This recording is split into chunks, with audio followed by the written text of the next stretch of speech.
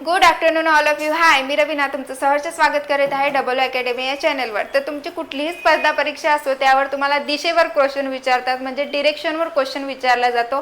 कुठल्याही दिशेने आपल्याला फिरवल्या जाते, पण त्यावेळी आपल्याला नेमकं आठवत नाही की ही दिशा कुठली आहे. त्यासाठी फक्त ही एक गोष्ट आठवण ठेवा, जेणेकरून तुमचा कुठलाही प्रश्न सुटेल.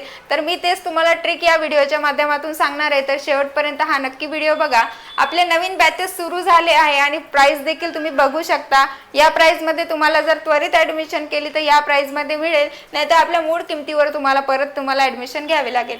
ओके, तर घ्यायचं असेल तुमच्या कॉन्टॅक्ट मध्ये कोणी असेल तर त्यांना शेअर करा. पहिली गोष्ट, दिशेवर क्वेश्चन आला तर आपल्याला दिशा माहिती पाहिजे.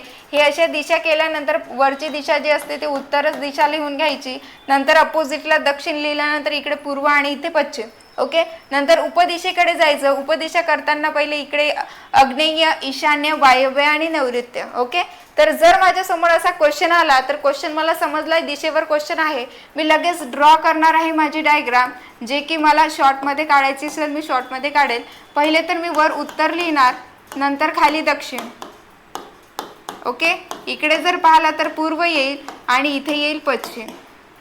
ही प्रॅक्टिसच करून घ्यायची, डायग्राम ड्रॉ करायची. ओके, नंतर मी उपदिशा देखील काढेल. मला सध्या माहित नाही उपदिशेवर क्वेश्चन आहे किंवा नाही, पण तरी मी काढून ठेवेल. इथे आग्नेय येईल, इथे ईशान्य येईल, इथे वायव्य येईल, इथे नैऋत्य येईल. ओके, शॉर्टमध्ये डायग्राम ड्रॉ करा, तुम्हाला समजेल या पद्धतीने ड्रॉ करा. आताच शिकून घ्या. नंतर बघा काय करावं लागेल, आपल्याला उजवीकडे आणि डावीकडे वळायचं असं भरपूर वेळा सांगितलं जाते. तर उजवीकडे वळायचं असेल तर घड्याळाच्या काट्याच्या दिशेने अँटी क्लॉकवाईज उजवीकडे होईल. जर घड्याळाच्या काट्याच्या विरुद्ध दिशेने म्हटलं तर ते डावीकडे होईल. आपल्या हाताची तुम्ही लक्षात ठेवू शकता किंवा घड्याळाच्या काट्याच्या दिशेने सुद्धा तुम्ही लक्षात ठेवू शकता. चला तर आता क्वेश्चन वाचूया. एक माणूस 15 किलोमीटर दक्षिणेकडे गेला. ठीक आहे, त्या माणसाला कन्सिडर सेंटरमध्येच करायचं. हा समजा तो माणूस आहे. ओके, तो माणूस पहिले दक्षिणेकडे 15 किलोमीटर गेला. आता हा माणूस चालत चालत इकडे 15 किलोमीटर गेला. अंदाजेच 15 किलोमीटर काढायची, एवढी रेष काढण्याची गरज नाही.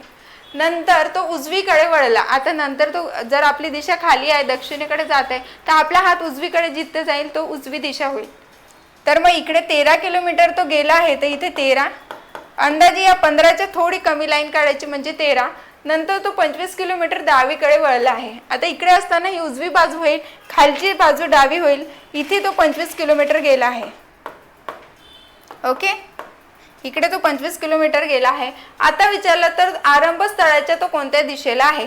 इथे त्याचा आरंभ स्थळ होता, तर तो आता कोणत्या दिशेला आहे हे आपल्याला इथे विचारलं आहे. ओके, तर ही जर तुम्ही दिशा पाहिली तर ही कुठली दिशा येते, आरंभ स्थळाच्या, म्हणजे आरंभ स्थळाच्या कोणत्या दिशेला आहे. हे जर त्याचं आरंभ स्थळ असेल तर ही दिशा, तो इथे जो पोहोचला आहे ही दिशा कुठली आहे तुम्हाला सांगायचं आहे. आता ही खाली जरी असली तरी ही दक्षिण दिशा नाहीये. बघा, आपण त्याला सेंटरमध्ये कन्सिडर केला होता, म्हणजे हे सेंटरमध्ये आहे, तर ही याची खालची दिशा ही दक्षिण दिशा होईल. ओके, दक्षिण कोणी उत्तर देणार नाही. ऑप्शनमध्ये दक्षिण आपल्याला फसवण्यासाठी दिलेलं असते. तर मग इकडे जर गेलं तर इकडे पश्चिम येईल. पश्चिम आणि दक्षिण मध्ये जे मध्ये दिशा येते उपदिशा, ते दिशा बघायची कुठली आहे, तर ती दिशा दिलेली असते आपल्याला नैऋत्य, जे की ऑप्शन क्रमांक 1 मध्ये आहे. ओके, अशा पद्धतीने तुम्ही हा क्वेश्चन सॉल्व्ह करू शकता. आपलं 2 वाजता फ्री लेक्चर आहे सर्वांसाठी. तुम्ही हा व्हिडिओ देखील पहा पहिले, नंतर तुम्हाला क्वेश्चन सॉल्व्ह करायला हेल्प होईल.